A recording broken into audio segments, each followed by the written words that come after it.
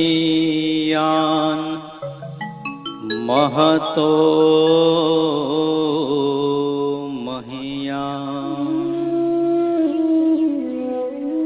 યોસો ગુહાયાં નિહિતોસ્ય જંતો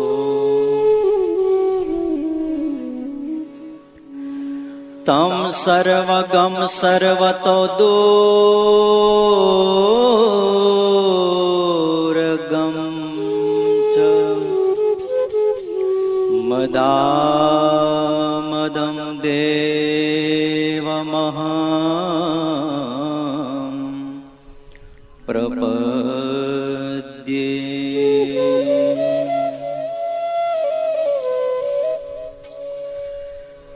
નિરાસ કસ્યાપિ ન તાવદુત્સહે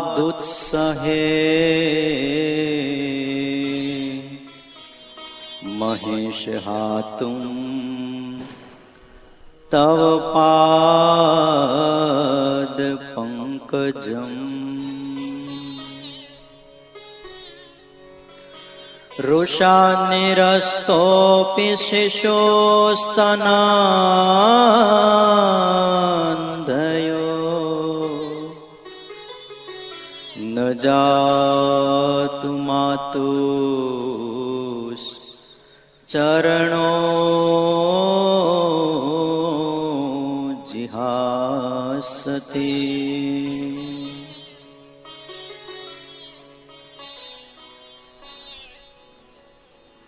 યદપંગ પરિસ્પંદે વિશ્વમે તદ્વ્યવસ્થિતમ.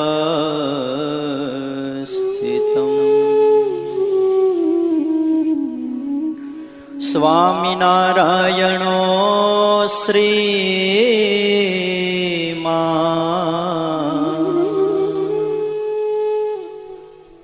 સોયં વિજયતે તરામ. ઓમ અવતારિણે શ્રી સ્વામિનારાયણાય નમો નમઃ. અક્ષરધામાધિપતયે મહારાજાધિરાજાય શ્રી હરે કૃષ્ણ મહારાજાય નમો નમઃ. મહામનોહરાય બાલસ્વરૂપાય શ્રી ઘનશ્યામાય નમો નમઃ. એકાકી વનવાસીને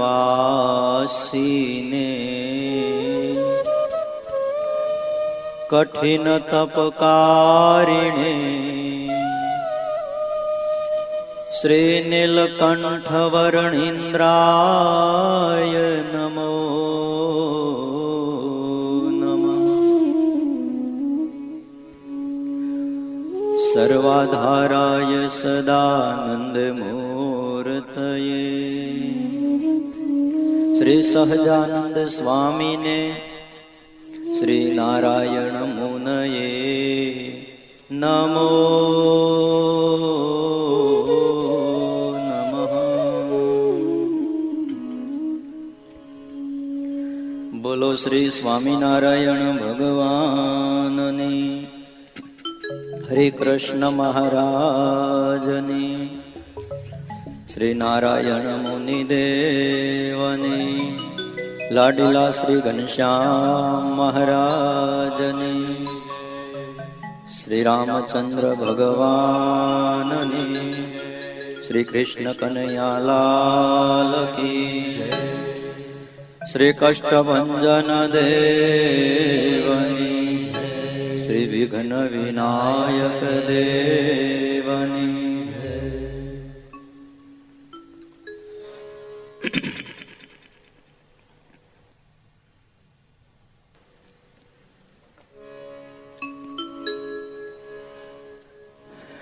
વહાલા ભક્તજનો, સર્વાધાર સર્વોપાસ્ય અક્ષરધામના દિવ્ય તખ્ત ઉપર સદા સાકાર મૂર્તિ બિરાજમાન, છતાંય અણુ અણુમાં વ્યાપીને વસેલા આપણા પ્રાણાધાર ઈષ્ટદેવ ભગવાન શ્રી સ્વામિનારાયણ,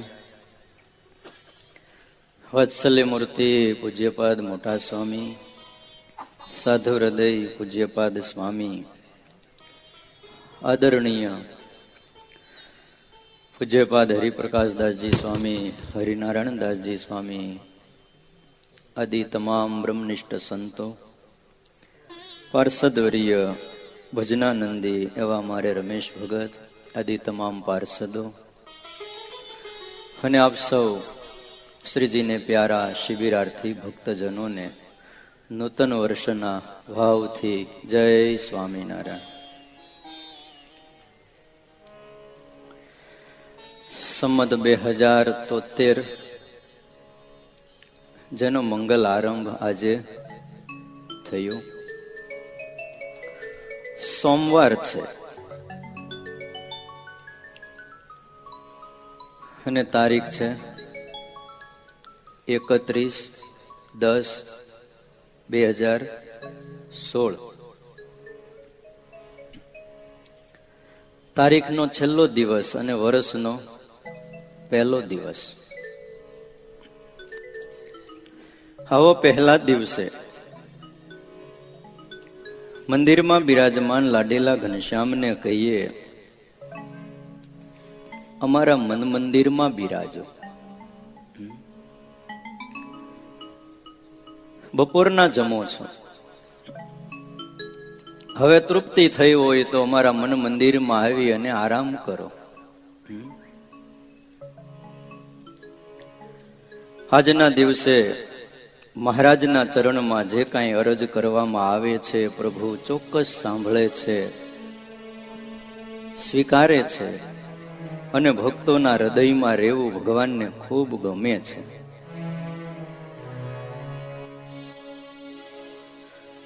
આવો ઘનશ્યામ મારા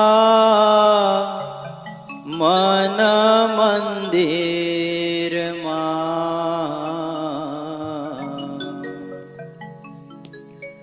અરજ કરવાને હું તો આવી છું રે. આવો ઘનશ્યામ મારા મન મંદિરમાં, ઘનશ્યામ મારા મન મંદિરમાં, આવો ઘનશ્યામ મારા મન મંદિરમાં, ઘનશ્યામ મારા મન મંદિરમાં, અરજ કરવાને હું તો આવી છું રે. અરજ કરવાને હું તો આવી છું રે. ભરવો છે મારે તારો આનંદ અંતરમાં, છે મારે તારો આનંદ અંતરમાં, ભરવો છે મારે તારો આનંદ અંતરમાં, ભરવો છે મારે તારો આનંદ અંતરમાં, હરવા ઠેકાણે આજ આવી છું રે. હરવા ઠેકાણે આજ આવી છું રે. અરજ કરવાને હું તો આવી છું રે. અરજ કરવાને હું તો આવી છું રે. તું છે મારા હૈયા કેરો એક ટુકડો, છે મારા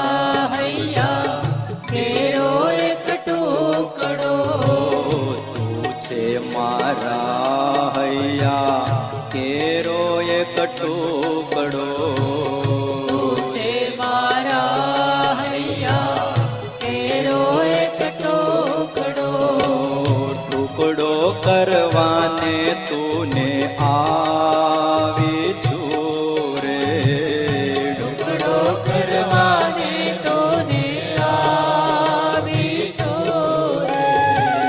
કણ કણમાં વાસ કરે વસ્યા છો સ્વામી. કણમાં વાસ કરી વસ્યા છો સ્વામી. તુમાં સમાય જાવા આવી છું રે. સમાય જવા આવી છું રે. આવો ઘનશ્યામ મારા મન મંદિરમાં. આવો ઘનશ્યામ મારા મન મંદિરમાં. અરજ કરવાને હું તો આવી છું રે. અરજ કરવાને હું તો આવી છું રે. ઠરવા ઠેકાણે આજ આવી છું રે. કરવા ઠેકાણે આજ આવી છું રે.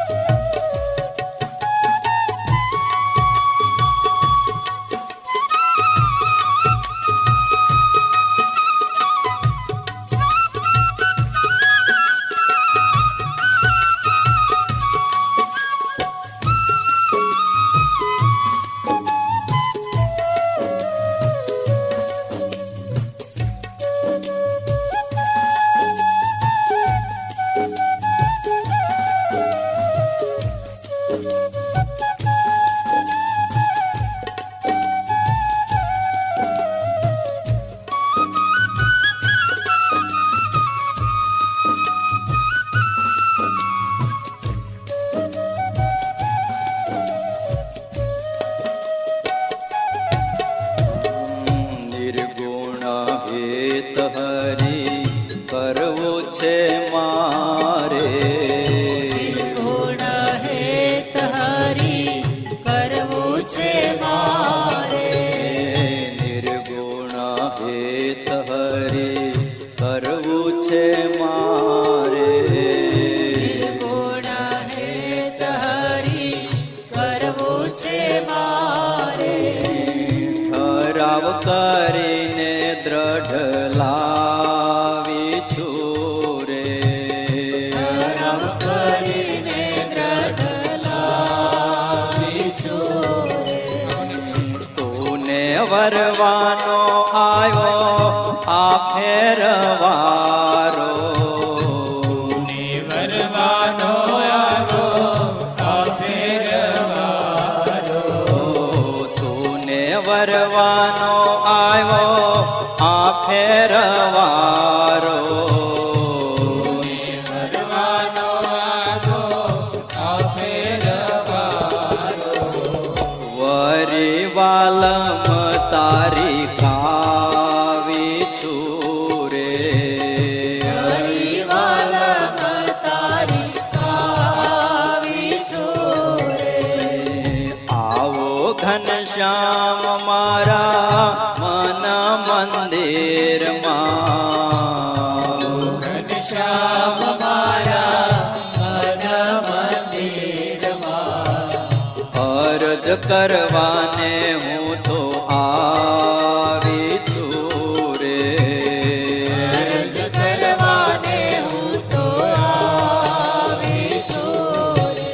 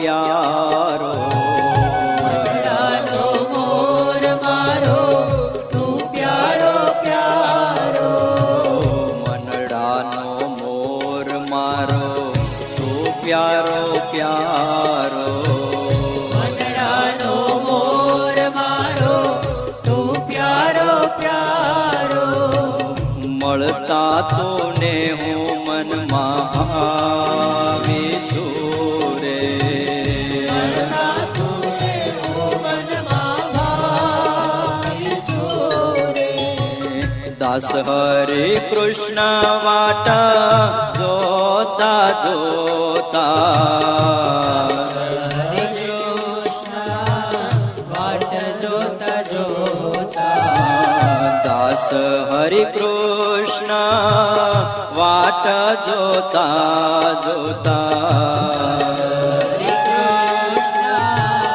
વાટ જોતા જોતા આંખે અંધાપો હું લાવી છું રે આંખે અંધાપો હું લાવી છું રે આવો ઘનશ્યામ મારા મન મંદિરમાં આવો ઘનશ્યામ મારા મન મંદિરમાં અરજ કરવાને હું તો આવી છું રે અરજ કરવાને હું તો આવી છું રે ઠરવા ઠેકાણે આજ આવી છું રે વાટે કાલે આજ આવી છું રે સ્વામી નારાયણ સ્વામી નારાયણ નારાયણ સ્વામી નારાયણ સ્વામી નારાયણ સ્વામી નારાયણ નારાયણ સ્વામી નારાયણ સ્વામી નારાયણ મારા વાલ મારે સ્વામી નારાયણ મારા વાલ મારે ઓ સ્વામી નારાયણ મારા વાલ મારે સ્વામી નારાયણ મારા વાલ મારે સ્વામી નારાયણ સ્વામી નારાયણ નારાયણ સ્વામી નારાયણ ઓ સ્વામી નારાયણ સ્વામી નારાયણ સ્વામી નારાયણ સ્વામી નારાયણ સ્વામી નારાયણ સ્વામી નારાયણ સ્વામી નારાયણ સ્વામી નારાયણ સ્વામી નારાયણ સ્વામી નારાયણ નારાયણ સ્વામી નારાયણ ઓ સ્વામી નારાયણ સ્વામી નારાયણ નારાયણ સ્વામી નારાયણ ઓ સ્વામી નારાયણ મારા વાલ મારે સ્વામી નારાયણ મારા વાલ મારે સ્વામી નારાયણ મારા વાલ મારે સ્વામી નારાયણ મારા વાલ મારે સ્વામી નારાયણ મારા વાલ મારે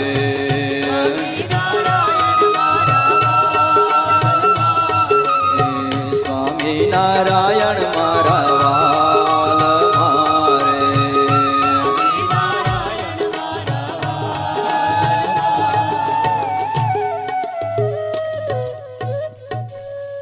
સહજાનંદ સ્વામી મહારાજની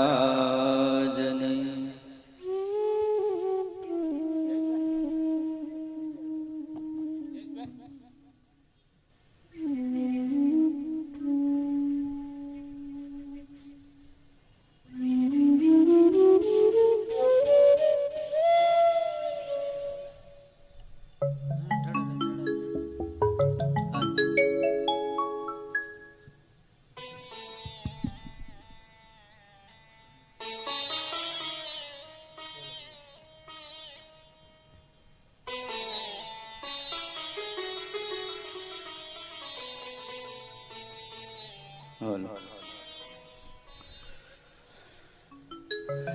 વહાલા ભક્તજનો,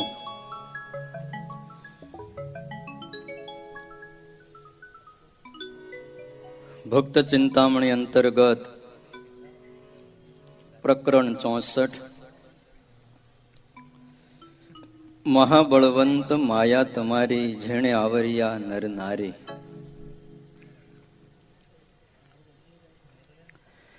ઉત્તર ગુજરાતના ભક્તોએ ભગવાનની પાસે જે ભગવા માંગ્યા છે એની કથા આપણે ગુણાતીત સત્સંગ શિબિર 8માં સાંભળીએ છીએ. વારે વારે ભગવાનની પાસે આવી યાચના કરવાનું મન થાય છે. આપણા નંદ સાધુઓ અને આદર્શ ભક્તોએ, ચાહે એ પુરુષો હોય કે બાઈઓ હોય, પ્રગટ ભગવાનના મળેલા ભક્તોએ ભગવાનની પાસે જે કાંઈ વ્યક્ત કર્યું છે એ ઉપર છલું છીસરું નહોતું. બહુ એની અંદર ઊંડાણ ભરેલું હતું. એક એક વાત એટલી અદ્ભુત છે. અત્યાર સુધી તો મહારાજ અમને આ દેજો આ દેજો એવી વાત કરી, પણ હવે ન દેશો એવી વાત લખી છે. અને એ પણ એટલી અદ્ભુત છે. કેદી દેશોમાં દેહાભિમાન, જેણે કરી વિસરો ભગવાન.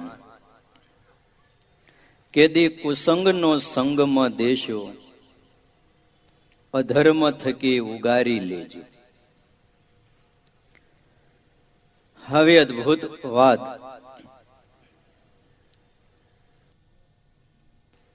ઉત્તર ગુજરાતના ભક્તોએ મહારાજની આગળ વર્ણવી છે. કેદી દેશોમાં દેહાભિમાન, જેણે કરી વિસરો ભગવાન. હે મહારાજ,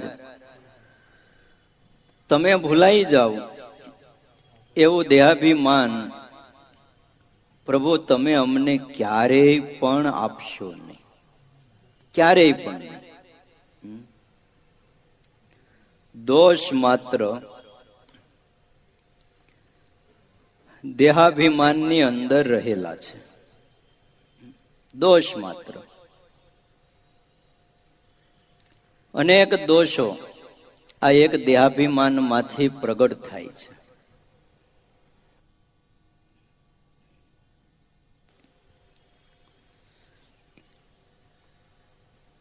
એને જ્યારે છોડવામાં આવે છે ત્યારે ભગવાન ભૂલાતા નથી. ભગવાન ભૂલાય છે એની પાછળ અહંકાર બહુ કામ કરે છે. અહમને ભૂલ્યા વગર પરમાત્માની સ્મૃતિ રાખવી એ અતિ કઠણ છે. રહી મન ગલી સાંકડી, તામે દો ન સમાય.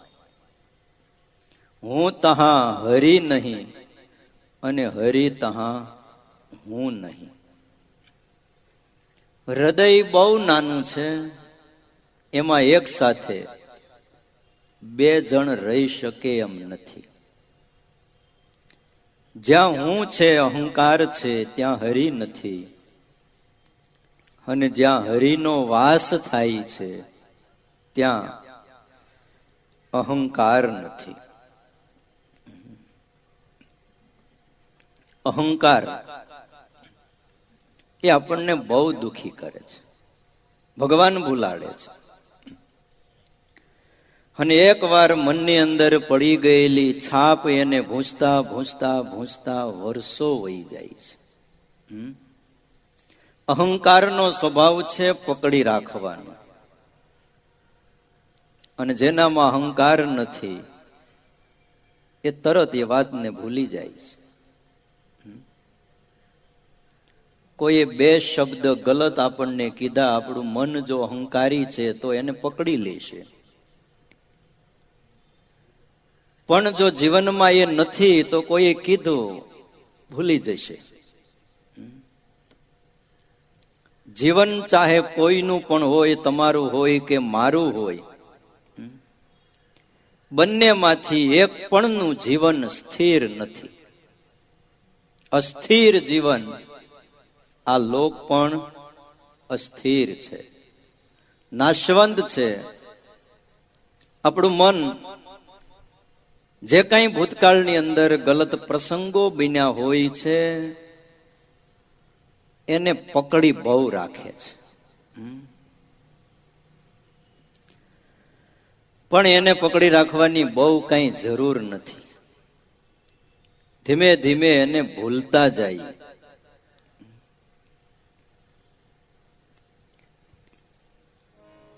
તો જ આપણા જીવનની અંદર અનેરો આનંદ આવે છે. જે મહાન વ્યક્તિઓ આ જગતની અંદર થયા છે, એમના જીવનને તપાસો. શું એમના જીવનમાં કઈ આવા પ્રસંગો નહીં ઘટ્યા હોય? પણ એ મહાપુરુષોએ શું કર્યું છે? જેમ નવા વર્ષે આપણે દરેક બાબત જૂની ભૂલી જાય છે, એમ જીવનમાંથી આવા પડેલા મનમાં ગલત પ્રસંગોને પણ આપણે વિસારવા જોઈએ. સ્મૃતિ જેટલી બળવાન છે, વિસ્મૃતિ એના કરતા પણ બળવાન છે. જે વ્યક્તિ વિસ્મૃતિને રાખી શકે છે એ કાયમ સુખી રહી શકે છે. ભગવાનની સ્મૃતિ રાખવાની છે અને ભગવાન સિવાય જે કંઈ બીજું આવે છે એની વિસ્મૃતિ કરવાની છે. ભગવાનની કથા, એમના કીર્તન, એમના શબ્દો, મોટા સંતોની વાતો, એની સ્મૃતિ કાયમ રાખવાની છે. બાકી જગતના શબ્દો એની વિસ્મૃતિ કરવાની છે.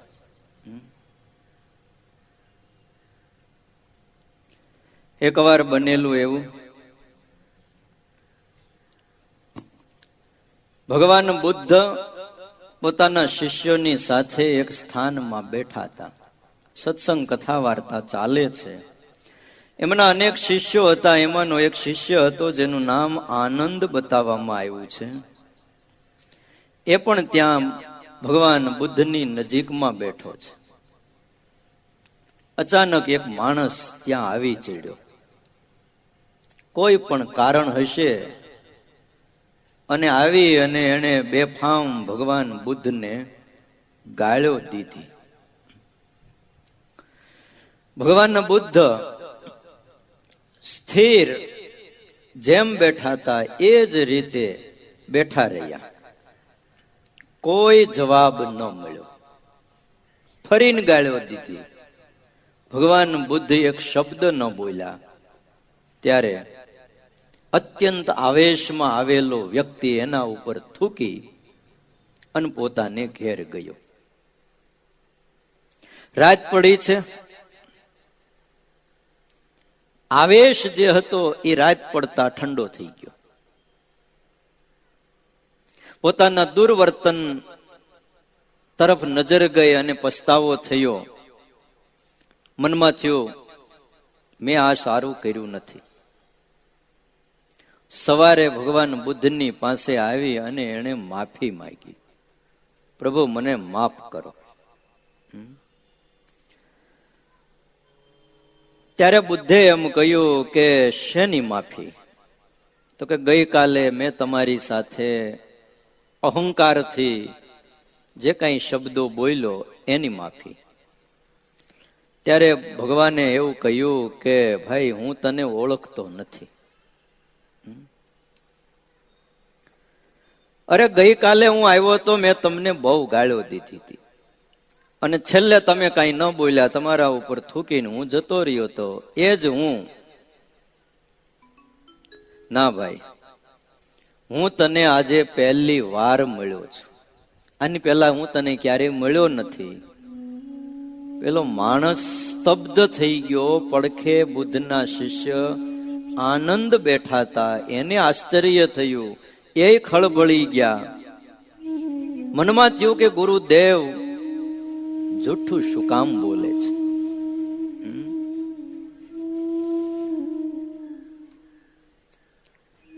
થોડી વાર થઈ, પેલો વ્યક્તિ માફી માગી અને જતો રહ્યો.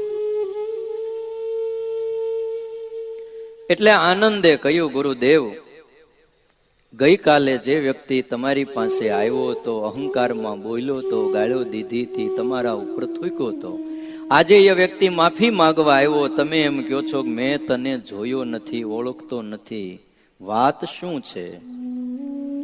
ત્યારે બુદ્ધે એમ કહ્યું, જો આનંદ, ગઈકાલે જે વ્યક્તિ આવ્યો હતો ને એ ક્રોધાવેશમાં હતો, થોડો અહંકારમાં હતો, એના પગ ધ્રુજતા હતા, એની આંખો લાલ હતી, એના શબ્દોમાં કર્કશ ભાવ હતો. જ્યારે આજે જે મળવા આવ્યો હતો એના પગમાં બહુ નરમાશ હતી, એની આંખમાં આંસુ હતા, એના શબ્દોમાં કોમળતા હતી. શું આજે આવેલો માણસ ગઈકાલ વાળો હતો?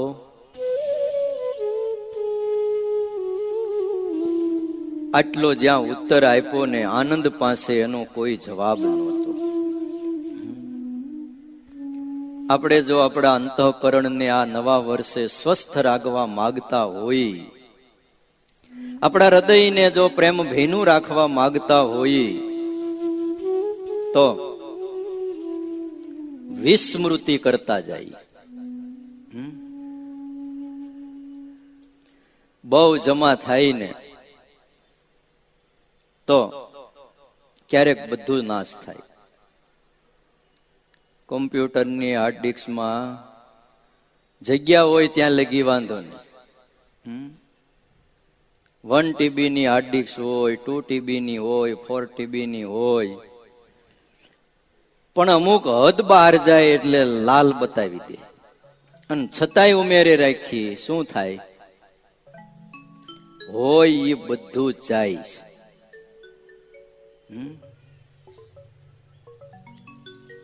અમુક સારું ઉમેરતા જઈએ અને અમુકને ધીમે ધીમે મનમાંથી કાઢતા જઈએ. જો આનંદ ખૂબ આવે છે. ભગવાનના ભક્ત એટલે ભગવાનની પાસે માગે છે, અમને અહંકાર ન દેશો. જે તમને ભૂલાડી દે છે, તમારી વિસ્મૃતિ કરાવી દે છે. બીજું, જીવનને સદગુણથી જો ભરવું હોય તો સૌની સાથે આત્મીયતાથી વર્તતા શીખવું પડશે. ચાહે ક્યાંય પણ જન્મો હોય, કોઈ પણ જ્ઞાતિમાં હોય, એને ભેગા રાખતા શીખવું પડશે. ગુજરાતી વ્યાકરણ તો તમે બધાએ વર્ષો પહેલા ભણ્યા હશો, કદાચ આજે થોડું વિસરાઈ પણ ગયું હોય. વ્યાકરણની અંદર સંધિ પણ આવે છે અને સમાસ પણ આવે છે. બે બાબત હોય છે, સંધિ અને સમાસ. દૂર અને છૂટા રહેલા શબ્દોને નજીક અને ભેગા કરવાનું કામ સંધિ કરે છે.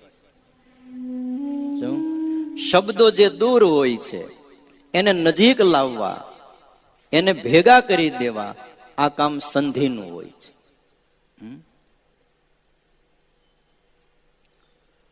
જ્યારે નજીક અને સાથે રહેલા શબ્દો એને દૂર અને જુદા કરવાનું કામ સમાસ કરે છે. આ ઓલા સમાસની વાત નથી, આ વ્યાકરણના સમાસની વાત છે. ટૂંકમાં સંધિ જોડવાનું કામ કરે છે, જ્યારે સમાસ તોડવાનું કામ કરે છે. આપણે આપણા અંતઃકરણને તપાસીએ, આપણી જીવન શૈલીને તપાસીએ, આપણા વ્યવહારને તપાસીએ કે ભક્તોની સાથેનો આપણો વ્યવહાર આ ગત વર્ષમાં કેવો રહ્યો? આજે તપાસવાનો દિવસ છે. નવું વર્ષ એનો આરંભ થયો છે. ભક્તોની સાથેનો, સંતોની સાથેનો આપણો વ્યવહાર સંધિનો રહ્યો કે સમાસનો રહ્યો?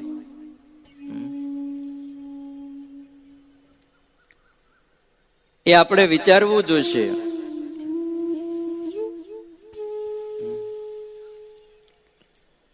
આમાં પરિબળો કયા હશે?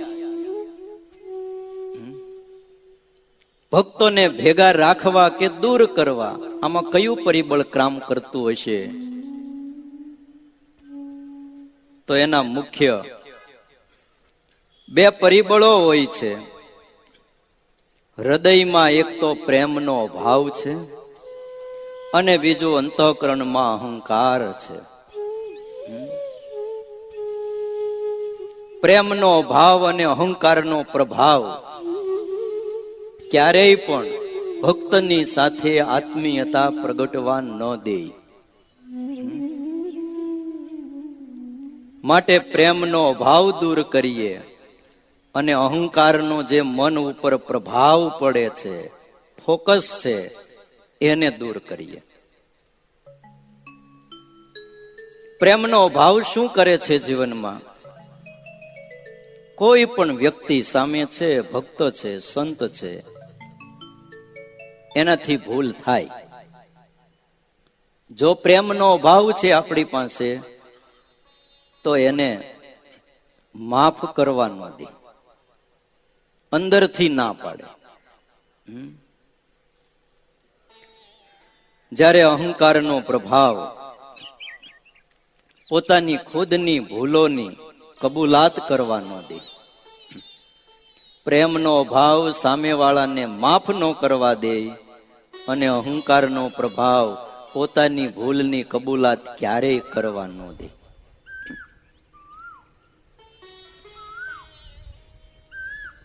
જીવ જીવનો સ્વીકાર ભગવાન સ્વામિનારાયણે કર્યો છે. કથાઓ આપણે બહુ સાંભળી છે.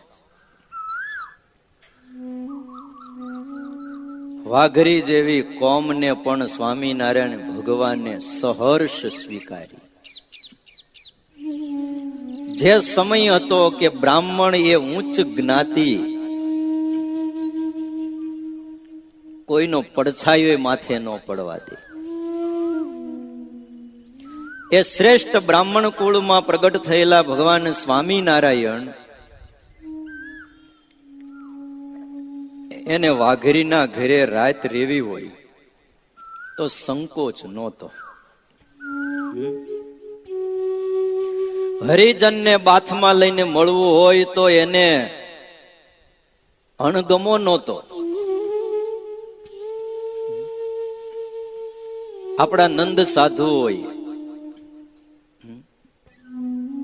કાઠી, કોળી, કણબી, હરિજન, ઢેઢ, ભંગી, વાઘરી, સુધાનો સ્વીકાર કરીને સ્વામિનારાયણ ભગવાનને શરણે લીધા. આ જ્ઞાતિઓ એક એવી હતી કે એને અનંત ભૂલો કરી હતી. દારૂ અને માંસ ખાનારાઓ હતા. સમાજમાં બધાય જાણતા હતા કે પાપથી ભરેલા છે, છતાંય જો આપણા સાધુઓના હૃદયમાં પ્રેમ પડ્યો તો એને ક્ષમા આપી શક્યા છે. આપણે જોઈ છે. જોબન પગી હોય, અભેસિંહ દરબાર હોય, માનભા જેવા ખૂનખાર વ્યક્તિઓને પણ પ્રેમથી અપનાવી આ સત્સંગના શિરોમણી ભક્ત બનાવ્યા છે. એની પાછળ જો કોઈ કારણ હોય તો એ સંતોના હૃદયમાં સામા પ્રત્યેનો પડેલો પ્રેમ હતો. અહંકાર ક્યારેય સ્વીકાર કરવા ન દે. ભગવાન ભૂલાડે છે એટલે કહે છે અમને ક્યારેય અહંકાર ન દેશો, ક્યારેય ન દેશો મહારાજ. હમણાં કથામાં ભોળપણની વાત આવી હતી. મેલી ડાપણ ભોળાપણ રહીએ દાસના દાસ થઈને રે. નિષ્કુળાનંદ સ્વામીએ જે વાતો કરી છે એ અદ્ભુત છે. એ દાસ થવા માટે એમ કહે છે કે ડાપણ ને ભોળાપણ મૂકો. શ્રીજી મહારાજ વચનામૃતમાં એમ કહે છે કે સાધુને તો ગમે એટલી પૂજા પ્રતિષ્ઠા થાય પણ એને બાળકની જેમ નિર્માની રહેવું, અહંકાર મનમાં લાવવો નહીં. બાળપણ, ભોળપણ અને ડાપણ બધાયમાં પણ આવે. પેલું બાળપણ, પછી ભોળપણ અને થોડાક મોટા થાય પછી ડાપણ. આ ત્રણ આમ ગણો તો એક રીતે ગુણ પણ છે. હા, કે જેના વિના અધ્યાત્મના માર્ગે આગળ વધવું પણ અશક્ય છે, જો સમજતા આવડે તો. બાળપણનો અર્થ ખ્યાલમાં છે તમને? વ્યક્તિના ગમે એવા ગલત વર્તન હોય પણ જેના હૃદયમાં એ વ્યક્તિ પ્રત્યે ગાંઠ ન પડે એને બાળપણ કહેવાય છે. કોઈ પણ વ્યક્તિ એની સાથે ગમે એવું ગલત વર્તન કરે, કોઈ ખીજાય, કોઈ તમાચો મારે, પણ એ બાળક જો છે તો એને સામેવાળા વ્યક્તિ પ્રત્યે ગાંઠ ન પડે. શેરડીનો સાઠો જોયો છે, એમાં ગાંઠ હોય છે, અને ગાંઠ હોય એમાં રસ ન હોય, એ ખ્યાલ છે ને? એમ જીવનમાં જયારે ગાંઠ પડે છે ત્યારે જીવનનો રસ ખલાસ થઈ જાય છે. ગાંઠમાં રસ ન હોય. જ્યારે ગાંઠ છોડવામાં આવે છે, એ કાતળીમાંથી ગાંઠને કાઢી નાખવામાં આવે છે, પછી રસની મજા કઈ ઓર હોય છે. બાળપણ એટલે ગાંઠ વિનાનું જીવન. કોઈ પણ પ્રકારની કોઈની સાથે જેને ગાંઠ ન પડે એ બાળપણ. મહારાજ કે સાધુને તો બાળકની જેમ રહેવું. તો સાધુને બાળકની જેમ રહેવું, હરિભગત ને હું બાપની જેમ રહેવું? હે, કઈક વિચાર તો કરવો જોઈએ ને. વાત આવે તો સાધુને લખ્યું, સાધુને તો બાળકની જેમ રહેવું.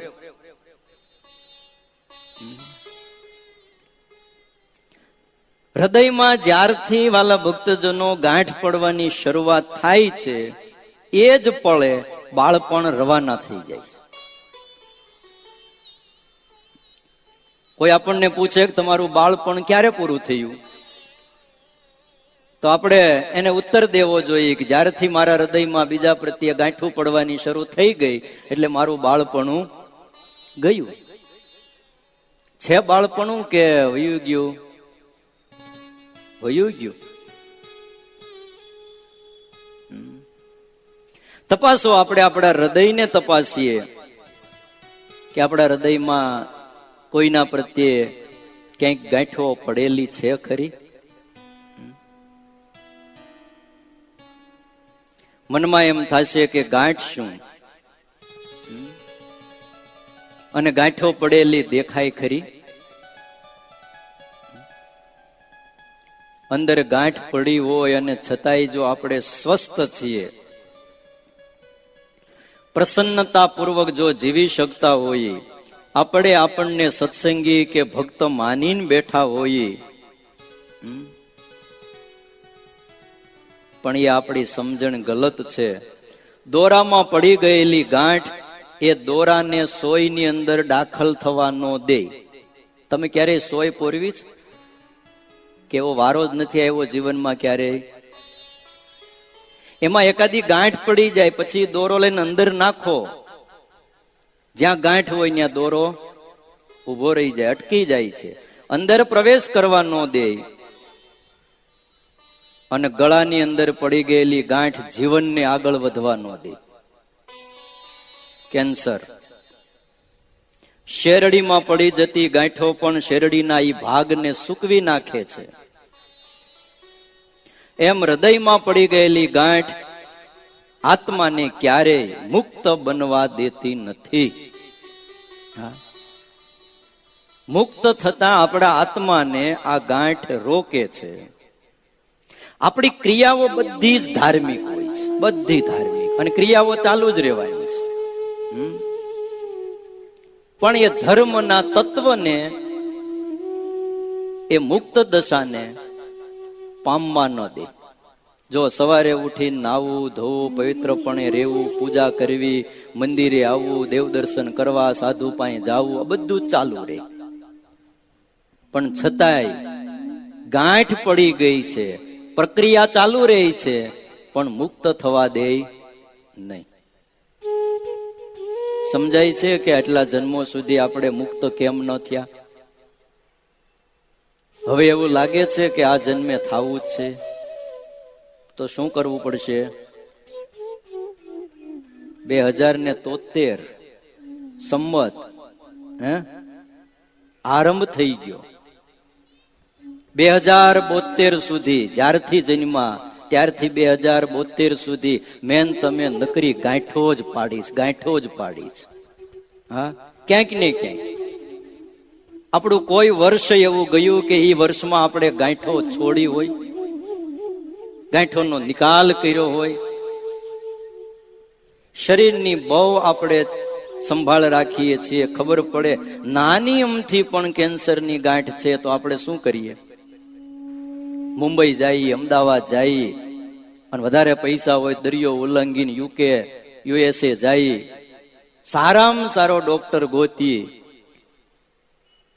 કરોડો રૂપિયાનું પાણી કરી નાખીએ. કેન્સર મટી જવું જોઈએ. જીવન ટકાવવા જેમ કેન્સરની ગાંઠ દૂર કરવી જરૂરી છે, એમ આત્માને મુક્ત બનાવવા માટે બીજા પ્રત્યે પડેલી ગાંઠોને પણ નિકાલ કરવાની બહુ જરૂર છે, બહુ જરૂર છે.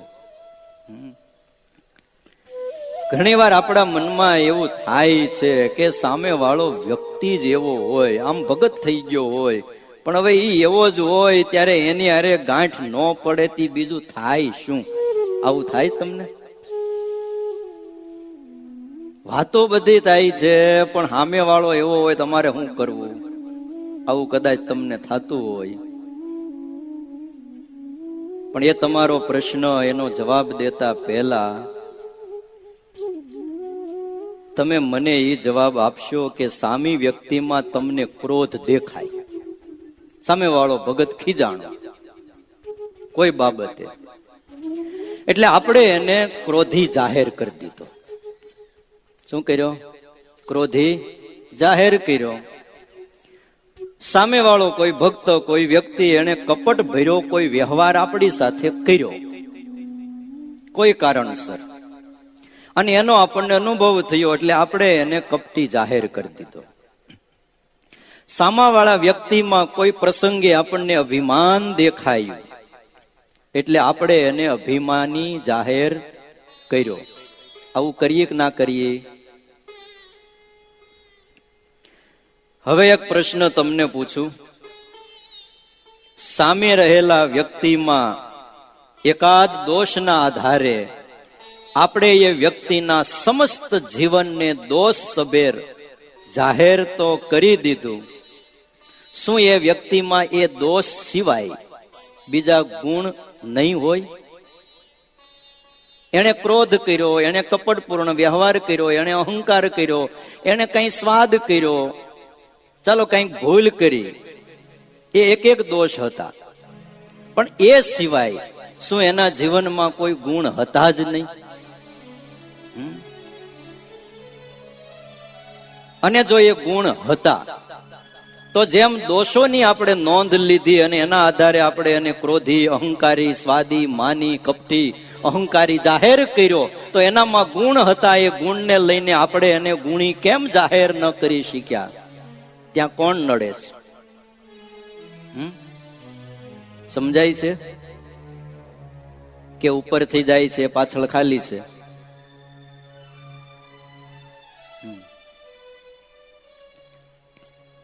જો દોષને જાહેર કરવાની આપણી તૈયારી હોય તો એનામાં રહેલા એકાદ ગુણને આધારે આપણે એને ગુણી કેમ જાહેર નથી કરી શકતા?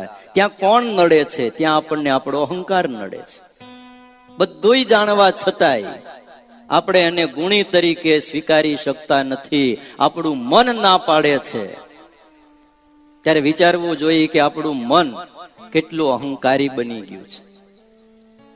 અને ઉત્તર ગુજરાતના ભક્તો એમ કહે છે કે મહારાજ અમને અહંકાર નો દેશો, અમારે અહંકારી સ્વભાવ જ ન જોઈ, તમે ભૂલાઈ જાઓ, તમારા ભક્તો ભૂલાઈ જાય, તમારા સાધુ ભૂલાઈ જાય, અમારે આ જોતું જ નથી, મા બાપ અમને દેશો નહીં.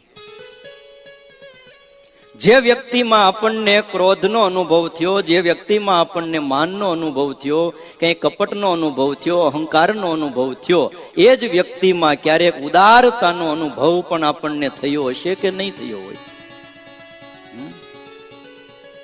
તો એ વ્યક્તિ ઉદાર છે. એ વ્યક્તિની અંદર ક્યારેક વિવેકના પણ આપણને દર્શન થયા હોય ત્યારે આપણે એવું કહી શકીએ છીએ કે એ વ્યક્તિ બહુ વિવેકી છે.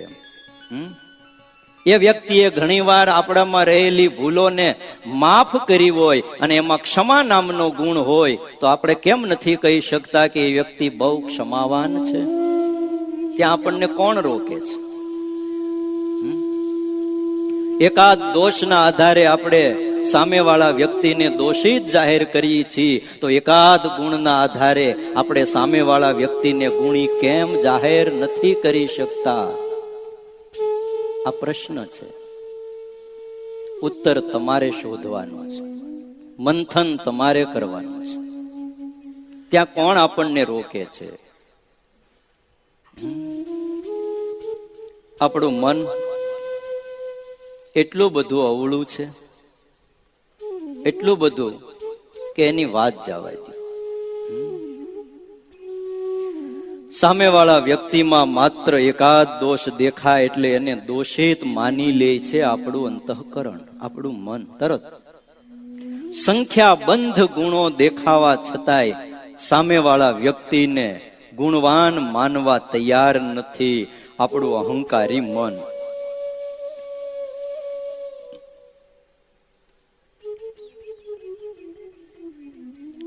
તમારા મનમાં એમ થશે કે આની પાછળ કારણ શું છે?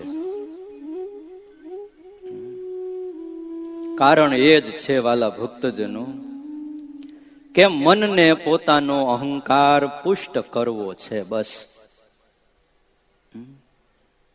અને એ અહમ પુષ્ટ થઈ શકે છે સામી વ્યક્તિને જો દોષિત જ ચિતરતું રહેશે, સામી વ્યક્તિને જો ગુણહીન જ ચિતરતું રહેશે તો એ અહંકાર પુષ્ટ થતો રહે છે. આ જગતનો એક વિલક્ષણ ખ્યાલ હોય છે